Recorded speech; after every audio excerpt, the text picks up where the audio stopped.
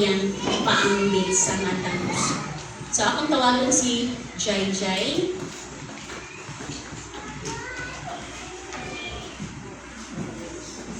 Welcome to Jesus is Lord Church, Valencia Chapter, and to our worship and healing service. And today, let's warmly welcome our visitors. Kaway-kaway lang as I call your name. John Lee Boy Toriaga and Christopher Toriaga. We're happy you're here at Jesus is Lord Church. And for our announcements, men's prayer is every Monday at 7:30 p.m. Ang venue is i-announce lang sa inyong group chat. And naabot like prayer from Monday to Friday at 7:30 p.m. The link will also be sent sa atong group chats. And this afternoon at 2 p.m. naatay level up activity, naatay free snacks ani, and akong giawhag ang tanan niya KKPs no, nga mag-apil ta o maging part ta ani nga activity. And let us also invite our friends, classmates, and kita-kits later.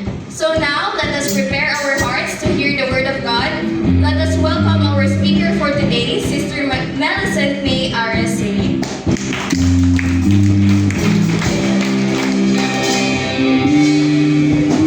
Praise the Lord! So once again, maayong buntag sa ato ang tanan. So lingian daw ng imong katapat ni, kay murag seryoso ra kayo ang inyong mga nawong. No? Og hatagig pinaka the best nga smile.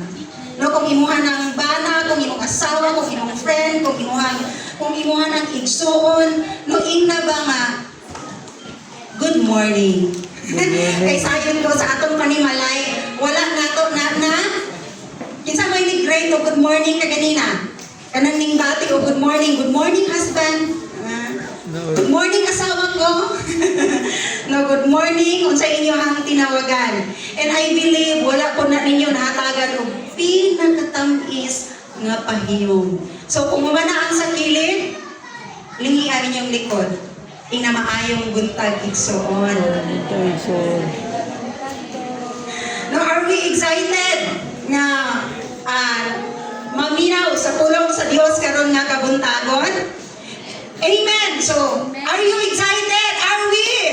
Amen! Murag luya man, dili ko musugod kung dili murag kanang naay kinabuhi ang inyong pagtubag. Excited ba ta? Amen! Amen. Ay kung ina nga kamong tanan nag-fasting og morning. No, pero kato siya nga singgit usa ka singgit sa excited. So ayan ang ato sa pulong sa Ginoo. Gusto na ako nga ang inyong mga dalunggan ingon pa sa eskwelahan o sa mga teacher. Eyes on me. Eyes on you. Ears dapat naminaw.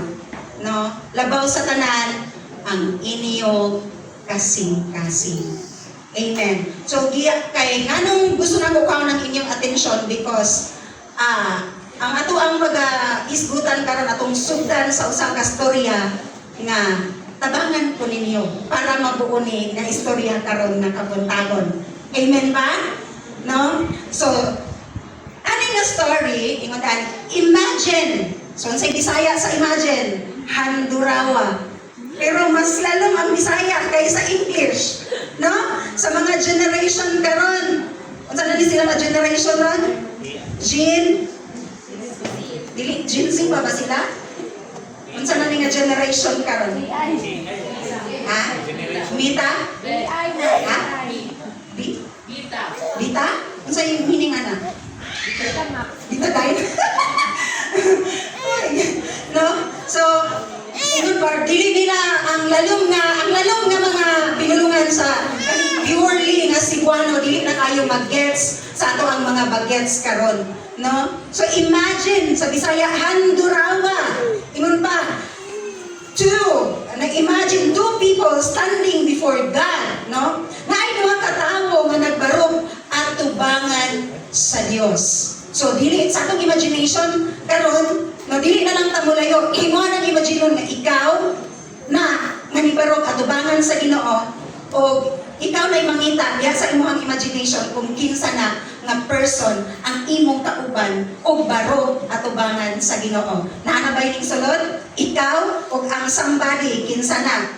Ingon pa diani, pareho silang ingon pa both brought something. Pareho silang naay dala. Sabihang ning barog sila atubangan sa Ginoo. No? Both worship, both made an offering from the outside. So they look the same, but God saw something different. One offering was accepted and the other was rejected. The difference was not only what was in their hands, but what was in their heart. So ingon pa doy na adunay duha ka tawo nagbarog atubangan sa Ginoo. Ang imo atong imagination kaganina di ba nagpatabang kung ikaw o kinsa man to imong imagine. Unya kay sa duha ka buok nga nagbarog atubangan sa Ginoo, ang isa ka offering gi-reject sa Lord. Sa imong imagination, kinsa man tong gi-reject, ikaw o sa imong imagination, sa imong kauban. Siyempre, mingon jud ka nga, ako atoy bahala na si paano yang imong imagine kay imong mangbana. Kaya nga nag-reject ang offering sa imong bana, ang imuha gidawat, ngano ka ha? No, ngano ka ha? Imo pa adunay nakita pareha sila nga ning worship, pareha sila nga ning simba, pareha sila nagdala og offering, pero ang kalahian kay naay nakita ang Ginoo sa ilahang duha nga ang ilang offering naay isa sa ilaha nga gi-reject sa Lord.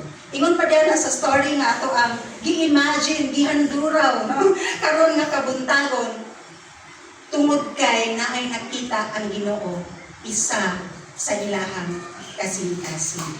So one of the biggest problem of the church today, no? Sa atoa nga mga Kristohano kaning ginaisgutan diri nga church is dili man ang building, no? Kung dili kita nga templo nga musimba sa Dios. So ang pinakadako nga problema nga ato ang giatubang karon ng isip Kristohanon, ng isip mo simba, isip mo dahig diha sa Ginoo is that no we can become more focused on the act or outward act of worship than the condition of our heart. No, usa ni kada kong hagit sa tanan nga simbahan dili sang sa GIL, no dili lang sa tanan nga simbahan, sa unsang klase nga simbahan nga atong nailan. Mao ni ang usa ka hagit ug usa ka dako nga pagsulay karon sa atoa.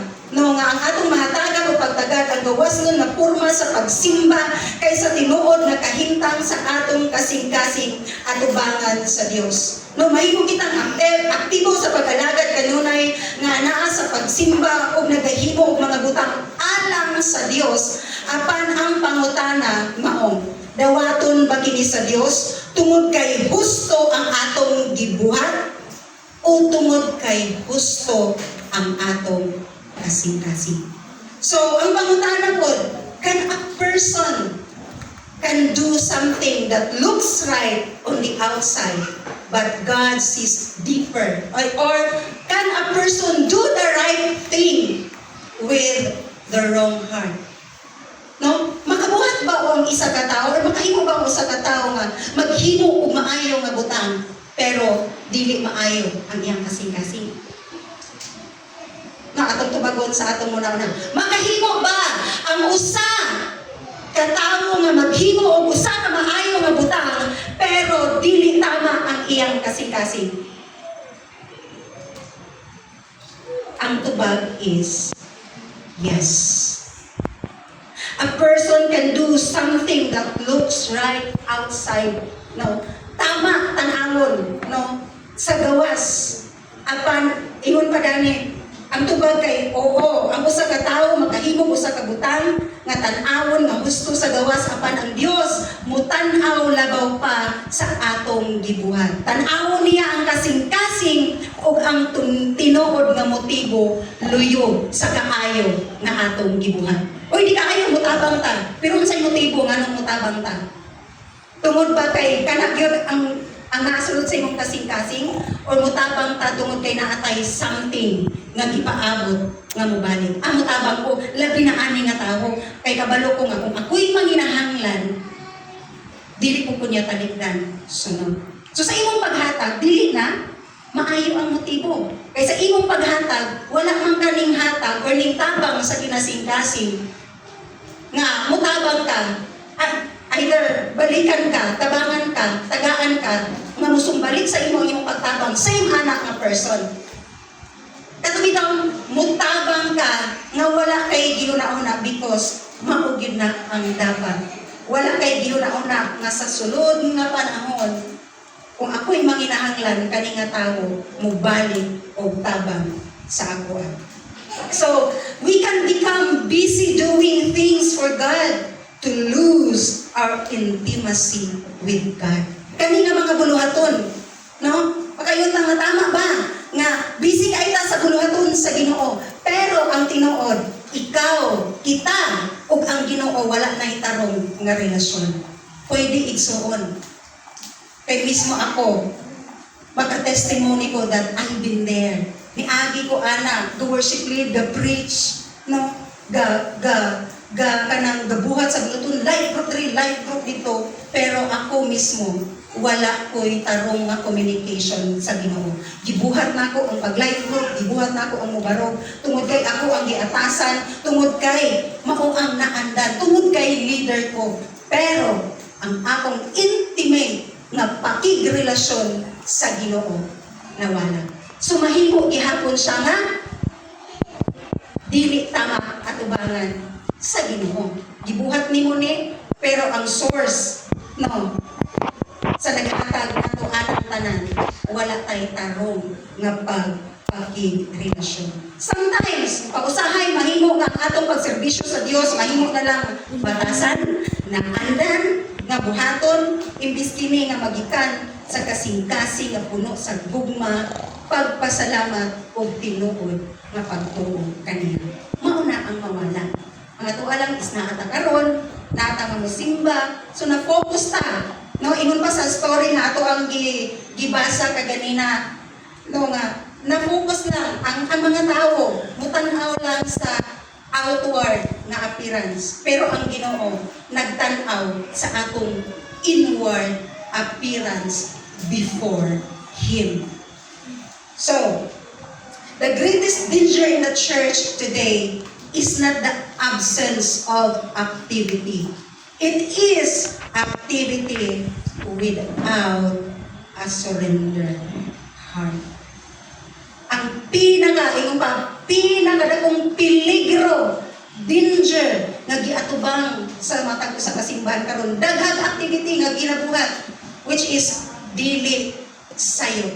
Pero ang activity or ang buluhaton nga kana bitaw walay kasing-kasing no kanang kung dili tungod lang sa kadagan sa gibuhat kanang dili bitaw hingpit nga kinasing-kasing nga ato nang gitugian sa Dios no mahug gihapon siya nga dili maayo atubangan sa Ginoo. So without a surrendered heart, God is not looking for people who offer sacrifices. He is looking for people who offer themselves. Wala nangita ang Ginoo no o kana bitaw kanang mga tao nga muhimo og mga buluhaton which is dili man tama man siya. Pero kung kana man gani, kung ang imong pagbuhat ana layo na ang imong kasing-kasing sa Ginoo, mawala na taog kana bitawng tarong nga relasyon sa Ginoo, mahimo na siya dili maayo atubangan sa Ginoo. The better, the greatest, and the best offering we can give to God is our whole heart, a surrendered heart. Amen. So sama ni na sa story. Pareho sila nag-worship, pareho ning simba, pareho nagdala og halad, but God spot something different sa ilang duha. Ang ilang kasing-kasing sa dihang ni duol sila sa Ginoo ug ning simba sa Ginoo. So kita, how is our hearts today? What is the motive of our hearts nganong naata karon?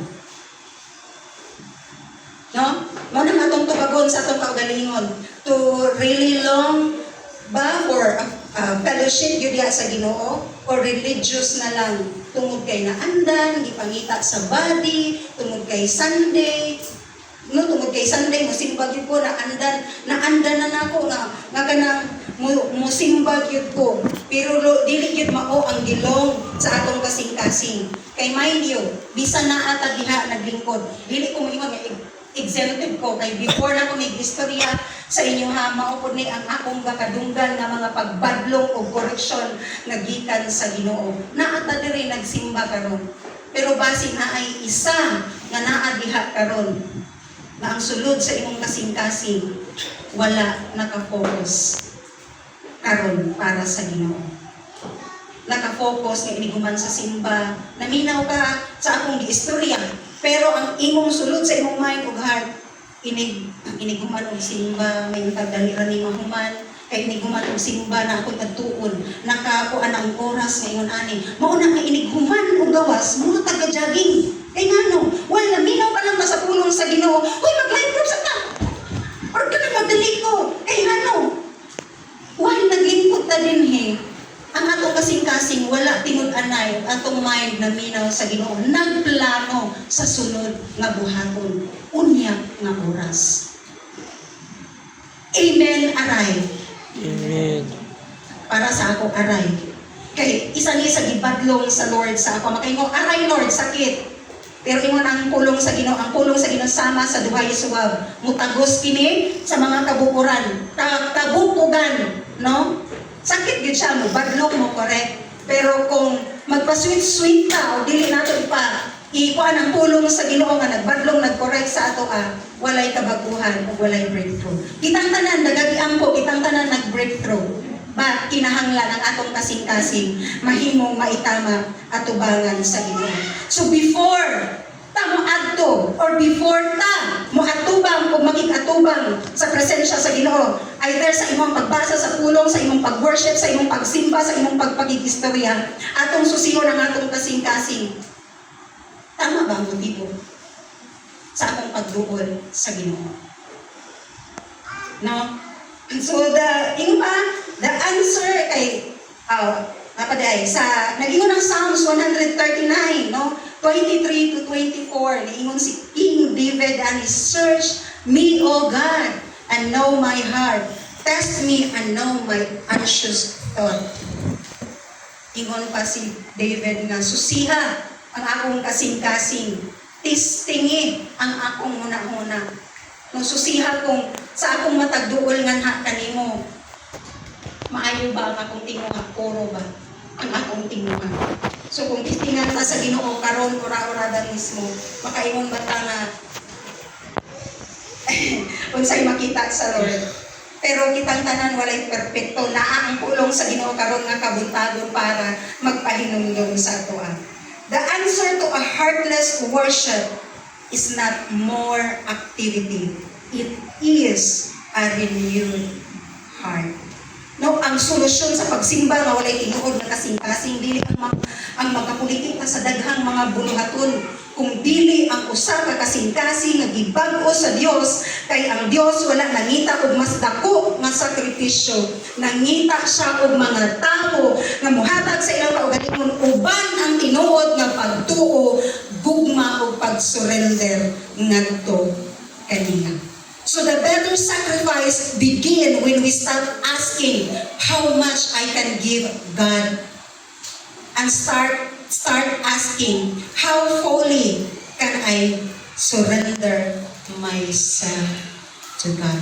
So mas maayong hala daw magsugod kung muhunong kita sa pagpangutana, pila man akong mahatag, unsa akong mai-offer ngadto sa Ginoo, unsa kadako, but instead magsugod kag pangutana sa atong kaugalingon, unsa ba kabug-os ang akong pagtugyan sa akong kaugalingon sa Dios. No, because kaning ang atong pagsimba, kaning ang atong pag-anhi karon, ang atong gianhi mang gyud ani is ang Lord, ang simba sa Ginoo. Amen. Mao man gina ang atong katuyuan. So ang atong pagsimba, it's an act of worship. Ang atong paghatag, it's an act of worship. Mamani, matay, ma-service, tanan nga atong ihatag sa Ginoo, it's an act of worship. diha sa Ginoo. So ang pangutana sa atong pag-anhi karon, this is our act of worship. Daghang forma sa worship. But ang atong pagsimba, it's an act of worship. Ang atong pagpaminaw, ang atong pag-obey, it's an act of worship diha sa Ginoo. So this sa Bible, there are anayduha ka two worshipers recorded in the Bible where Cain and Abel both brought offering to God. So ang atong paghatag diha sa Ginoo, it's a kind of worship sama sa kong giingon kaganina. So ang ilang kinabuhi, makita nato ang text nga to ang pag-isgutan karon, intro pa lang to ganina mga igsuon. Kay mo taas dili ay kay intro ato. So ang word sa Lord makita sa Hebrews 11 verse 4. So maklaro ra ba ingon diani, by faith Abel offered God a better sacrifice than Cain did. By faith he was commended as a righteous man. When God spoke well of his offering, and by faith he still speaks even though he is dead. So pananaginan sa Ginoo ang pagbasa nato sa iyahang pulong. Ang sa Bisaya ingon tungod sa pagtuo naghalad si Abel ngadto sa Dios ug mas maayong halad kaysa kang Cain. Tungod sa iyang pagtuo, gikahimutan siya sa Dios ingon nga tawong